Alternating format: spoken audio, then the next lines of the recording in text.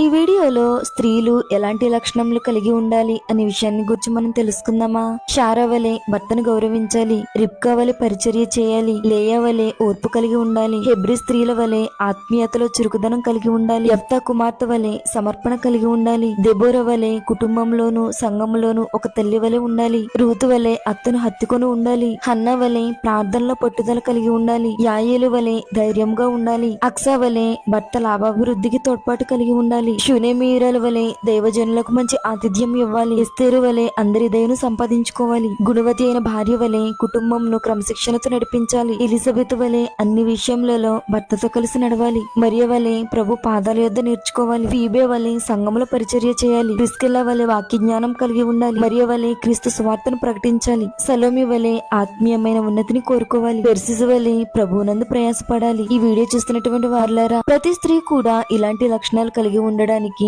దేవుని కృప మనందరికీ సహాయం చేయనుగాక. ఆమేన్.